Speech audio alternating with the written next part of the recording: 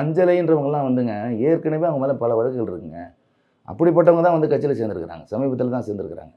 அதனால் வந்து அவங்க பாரதிய ஜனதா கட்சியில் இருந்துட்டு தான் ரவுடித்தனம் பண்ணாங்கன்னு கிடையாது. ஏற்கனவே ரவுடித்தனம் பண்ணிட்டு தான் இதில் வந்திருக்கிறாங்க. ரவுடித்தனம் பண்ணவர் கூட வாழ்ந்துருக்கிறாங்க. ஸோ அவங்கள வச்சு நீங்கள் வந்து பாரதிய ஜனதா கட்சியில் வந்து இப்படிப்பட்டவங்க இருக்காங்க, இவங்கெல்லாம் இதில் இன்வால்வ் ஆயிருக்காங்க அப்படின்னு நம்ம சொல்ல முடியாது. கட்சிக்கும் அவங்களுடைய செயல்பாடுக்கும் எந்த சம்மந்தம் கிடையாது. கட்சி கூப்பிட்டு அவங்களை கூப்பிட்டு சொல்லி இது பண்ணுங்க அது பண்ணுங்கன்னு சொல்கிறாங்கன்னா நான் டே டு டே லைஃப் அவங்களா ஒரு விஷயம் பண்ணுவாங்க, அவங்களா ஒரு முடிவு எடுப்பாங்க. அது அவங்க கட்சியில் இருக்கிறதுனால கட்சிக்கு ஒரு கெட்ட பேர் உருவாக்குனாங்கன்னா அவங்களை கட்சி விட்டு நோக்கிறாங்க. வழக்கறிஞர்களும் நிறைய பேர் இருக்காங்க.